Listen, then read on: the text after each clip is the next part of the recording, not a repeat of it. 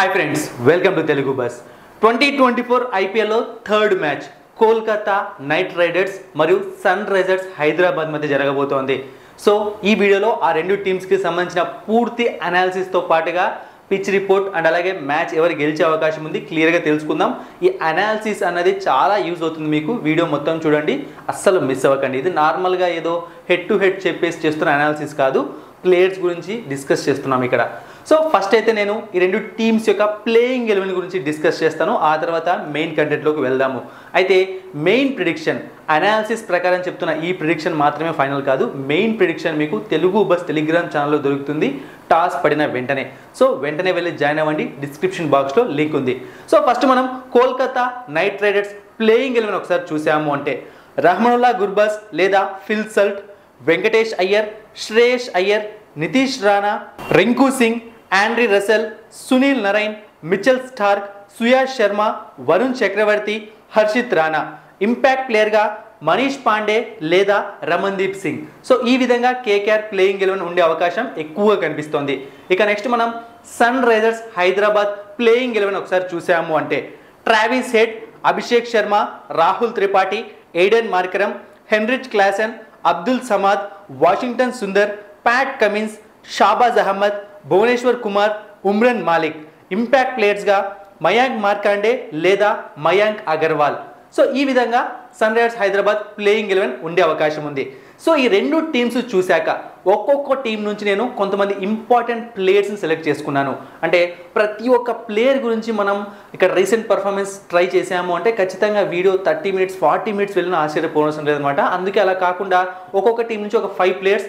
So ఈ 5 ప్లేయర్సే important అని నేను చెప్పట్లేదు అనమాట. ఎందుకంటే ప్రతి ఒక్కరికి ఒక ఫ్యాన్ ఉంటారు, వాళ్ళు ఇంపార్టెంట్ అనుకుంటూ ఉంటారు. బట్ నేను ప్రెజెంట్ ఉన్న సిచ్యువేషన్స్ ప్రకారం ఈ ఇంపార్టెంట్ ప్లేయర్స్ కూడా ప్రతి మ్యాచ్కి మారే అవకాశం ఉంటుంది. సో కేకేఆర్లో ఎవరు ఇంపార్టెంట్ ప్లేయర్స్ అంటే Shreyas Iyer, Nitish Rana, Andre Russell, Sunil Narine, Mitchell Starc. ఇక సన్ రైజర్స్ హైదరాబాద్లో ఇంపార్టెంట్ ప్లేయర్స్ ఎవరు అంటే Rahul Tripathi, Aiden Markram, Pat Cummins, Heinrich Klaasen, Umran Malik. So ఈ విధంగా మరి మీరు ఎవరు ఈ రెండు టీమ్స్లో ఇంపార్టెంట్ ప్లేయర్స్ అనుకుంటున్నారో కామెంట్ సెక్షన్లో తెలియజేయండి. సో ఫస్ట్ మనం KKR important players recent performance ఒకసారి చూద్దాం. శ్రేయస్ అయ్యర్ రీసెంట్ పర్ఫార్మెన్స్ చూసాము అంటే 53 runs, 8 runs, 0, 13, 34, 73, 40 runs. Strike rate కూడా 143, 114, 140, 130, 165. సో శ్రేయస్ అయ్యర్ ఒక మంచి ఫామ్లోనే ఉన్నాడనమాట చూడ్డానికి. అండ్ అంతేకాకుండా మనం చూసాం రీసెంట్గా జరిగిన కొన్ని మ్యాచెస్లో తను అద్భుతంగా కూడా పర్ఫామ్ చేశాడు. ఇది కేకేఆర్కి బాగా ప్లస్ అవుతుంది. అండ్ మీకు తెలుసు ఒక ఫన్ ఫ్యాక్ట్ ఏంటి అంటే ఎంఎస్ ధోని తప్పుకున్నాడు కెప్టెన్సీ నుంచి. అలాగే రోహిత్ శర్మ ఇప్పుడు కెప్టెన్ కాదు ముంబై ఇండియన్స్కి. దీంతో ఐపీఎల్లో ప్రెసెంట్ ఉన్న కెప్టెన్స్లో అతి ఎక్కువ ఎక్స్పీరియన్స్ ఉన్న కెప్టెన్ కూడా శ్రేయస్ అయ్యరే. ఆల్మోస్ట్ 55 మ్యాచెస్కి కెప్టెన్సీ చేశాడు. ఇక next Nitish Rana recent performance అనమాట. 17, 71 runs, 4 runs, 40 runs, 30, 32. Strike rate 94, 144, 137, 111. So Nitish Rana ఒక యావరేజ్ పర్ఫార్మెన్స్ కనిపిస్తుంది మనకు రీసెంట్గా. బట్ నితీష్ రాణా రీసెంట్గా అంటే ఈ వీడియో చేస్తున్న ఒక 1 అవర్ ముందనుకుంటా అతను ఈ ఐపీఎల్లో 600 రన్స్ పైన చేస్తానని చెప్పి టార్గెట్ పెట్టుకున్నట్టు కూడా చెప్పాడు. చూద్దాం మరి అది కాన్ఫిడెన్స్ అవుతుందా లేకుంటే ఓవర్ కాన్ఫిడెన్స్ అవుతుందా. ఇక నెక్స్ట్ ఆండ్రీ రసెల్ ఎంతో ఇంపార్టెంట్ ప్లేయర్. అతను రీసెంట్ పర్ఫార్మెన్స్ ఒకసారి చూసాము అంటే బ్యాటింగ్లో 27 runs, 2 runs, 14 runs, 43 runs, 23 runs, 71 runs, 37, 1 run. But strike rate మాత్రం ఎక్కడ తగ్గడం లేదు. 192, 100 ఉంది, 358 ఉంది, 244, 164, 231 ఉంది. ఇక బౌలింగ్ చూసాము అంటే 2 వికెట్స్ ఒకసారి, 1 వికెట్, 3 వికెట్స్. తర్వాత కొన్నిసార్లు బౌలింగ్ చేశాడు అండ్ బౌలింగ్ చేయలేదు. సో బ్యాటింగ్ పరంగా ఓకే, ఎందుకంటే ఆ స్ట్రైక్ రేట్ని మెయింటైన్ చేస్తున్నాడు. ఆ స్ట్రైక్ రేటే ఆండ్రీ రసెల్ బలం. ఆ అవుట్ అవ్వలేదు అంటే మాత్రం ఆ పక్క టీంకి చుక్కలు కనిపిస్తాయి. బట్ బౌలింగ్ అనేది కేకేఆర్ టీం పరంగా చూసుకున్నప్పుడు ఆండ్రీ రసెల్ బౌలింగ్ చేయడం చాలా ఇంపార్టెంట్ అనమాట. అది కూడా మంచిగా బౌలింగ్ చేయడం. అయితే ఆండ్రీ రసెల్ బ్యాటింగ్ని పక్కన పెట్టేస్తే బౌలింగ్లో ఖచ్చితంగా ఎప్పుడు ద బెస్ట్ పర్ఫార్మెన్స్ ఇస్తూ ఉంటాడు. ఇది 1-2 మ్యాచ్లు ఫెయిల్ అవ్వడం తప్ప. ఇక నెక్స్ట్ చూసాము అంటే సునీల్ నరైన్ అనమాట. ఇతని పర్ఫార్మెన్స్ కొంచెం కేకేఆర్ని ఇబ్బంది పెట్టే అవకాశం ఉందన్నమాట. రీసెంట్గా అతను ఆడిన 10 మ్యాచెస్లో కేవలం 5 వికెట్స్ మాత్రమే తీసుకున్నాడు అనమాట. అయితే ఎకానమీని అద్భుతంగా మెయింటైన్ చేస్తున్నాడు. 5 runs, 4 runs, 6 runs. But wickets తీసుకోవట్లేదు. కేకేఆర్కి ఈ ఇయర్ వికెట్స్ అవసరం బౌలింగ్ నుంచి. ఇక నెక్స్ట్ మిచెల్ స్టార్క్ చూసాము అంటే కేవలం 2 T20 మ్యాచ్లు మాత్రమే ఆడాడనమాట 2024 మొత్తంలో కలిపి. సో మీరు అనుకోవచ్చు ఫార్మాట్ ఏదైతే ఏముంది, ఫార్మాట్తో సంబంధం లేదు కదా ఏ బౌలర్కి అని చెప్పి. నో, ఫార్మాట్ని బట్టి కూడా బౌలింగ్ టెక్నిక్స్ మారుతూ ఉంటాయి. అంతేకాకుండా ప్రాక్టీస్ మ్యాచెస్లో కూడా మిచెల్ స్టార్క్ చాలా ఎక్కువ రన్స్ ఇచ్చాడని చెప్పి కొన్ని న్యూస్లు వచ్చాయన్నమాట. సో మరి మిచెల్ స్టార్క్ ఈ ఇయర్ వాళ్ళకు గేమ్ చేంజర్ అయ్యే అవకాశం ఉంది. ఎందుకంటే వాళ్ళకున్న ఫాస్ట్ బౌలర్స్లో ఇతనే ఎక్స్పీరియన్స్డ్ అని ఇతని మీదే డిపెండ్ అవుతుంది ఆ టీం. ఒకవేళ మిచెల్ స్టార్క్ సరిగ్గా బౌలింగ్ చేయకుండా ఇబ్బంది పడుతుంది. ఇక next Sunrisers Hyderabad important players recent performance చూసాము అంటే Rahul Tripathi. So 12-0, 12, 35, 35 strike rate, 171, 218. So Rahul Tripathi అయితే రీసెంట్గా పెద్ద ఫామ్లో కనిపించట్లేదు. బట్ ఐపీఎల్లో అతను నార్మల్గా ఒక యావరేజ్ రన్స్ అయితే చేస్తుంటాడు టోర్నమెంట్ మొత్తం మీద 350, 400. బట్ ఇంకా బెస్ట్ పర్ఫార్మెన్స్ ఇస్తే ఎస్ఆర్హెచ్కి యూజ్ అవుతుంది టైటిల్ కొట్టడానికి. ఇక next Aiden Markram recent performance 42, 30, 37, 9, 54 strike rate కూడా అద్భుతంగా మెయింటైన్ చేశాడు. అండ్ ఎయిడెన్ మార్క్రమ్ కెప్టెన్సీలోనే మీకు తెలుసు సౌత్ ఆఫ్రికా T20 లీగ్ వాళ్ళు టైటిల్ గెలిచారనమాట. అతను కెప్టెన్సీ చేశాడు అక్కడ. సో బ్యాటింగ్ కూడా అతను చాలా మంచిగానే చేసినట్టు కనిపిస్తుంది. అన్ని డబుల్ డిజిట్ ఫిగర్స్ క్లియర్గా కనిపిస్తున్నాయి. ఇక నెక్స్ట్ హెన్రిచ్ క్లాసన్ది నేను ఇక్కడ రీసెంట్ పర్ఫార్మెన్స్ వేయట్లేదు. దానికి కారణం ఏంటి అంటే ఎక్సెప్షనల్ ఫామ్లో ఉన్నాడు, మామూలు ఫామ్ కాదు అది. నేను రీసెంట్గా లాస్ట్ 10-15 మ్యాచెస్ చూసినప్పుడు 80, 70, 40, 50 సో ఎక్కడా తగ్గట్లేదు అనమాట. ఫెంటాస్టిక్ ఫామ్లో ఉన్నాడు. ఎస్ఆర్హెచ్కి ఈ ఇయర్ మాత్రం అదిరిపోయే అవకాశం ఉంది హెన్రిచ్ క్లాసన్ బాగా పర్ఫామ్ చేస్తే. ఎందుకంటే అతని స్ట్రైక్ రేట్ కూడా 160, 170, 200 కూడా టచ్ అవుతుంది. చూద్దాం మరి ఈ ఇయర్ హెన్రిచ్ క్లాసన్ ఎలా పర్ఫామ్ చేస్తాడు.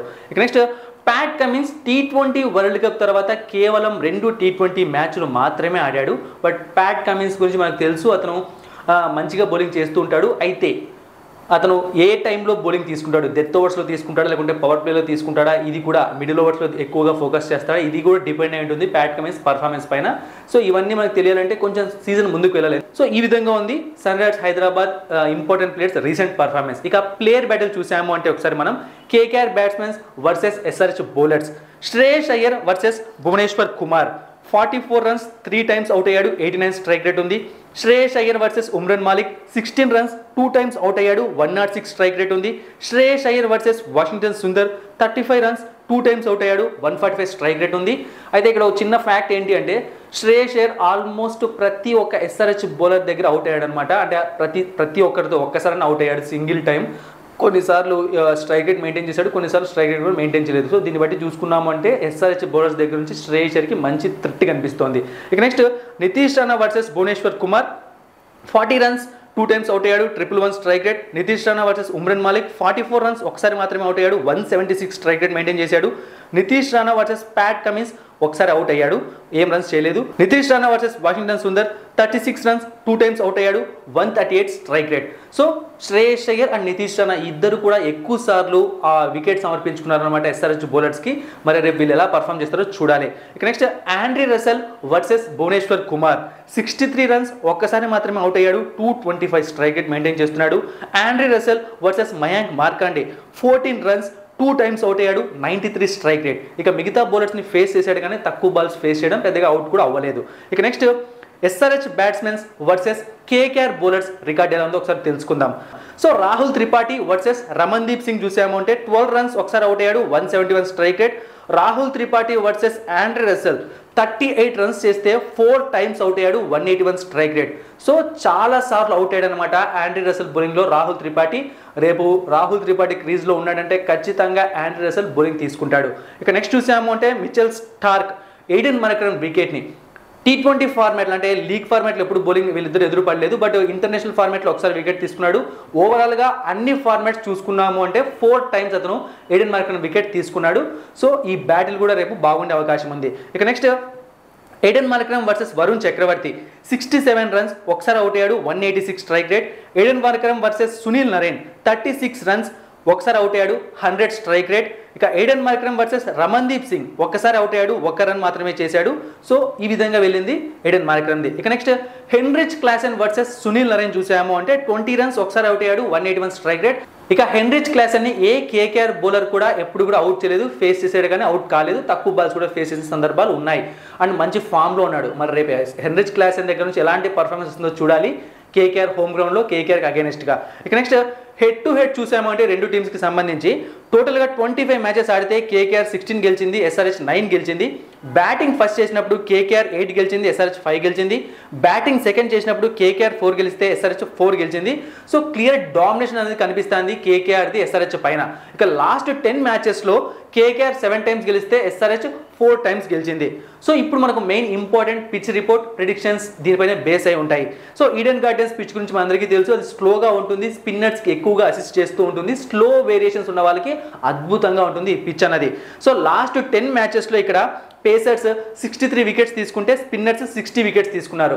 టోటల్గా ఈడెన్ గార్డెన్స్ గ్రౌండ్స్లో ఇప్పటివరకు 86 మ్యాచెస్ జరిగితే అందులో బ్యాటింగ్ ఫస్ట్ చేసిన టీం 35 టైమ్స్ గెలిచింది, బ్యాటింగ్ సెకండ్ చేసిన టీం 51 టైమ్స్ గెలిచింది.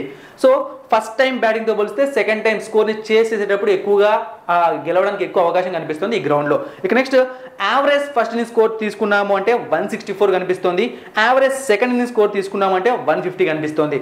సో మరి టోటల్గా అనాలిసిస్ మొత్తం మీరే చూసారనమాట. మరి ఈ అనాలిసిస్ ప్రకారం చెప్పండి, మీరు ఏదో టీంకి ఇష్టం ఉండి కాదు, ఎవరు గెలిచే అవకాశం ఉంది అనుకుంటున్నారు కామెంట్ సెక్షన్లో తెలియజేయండి.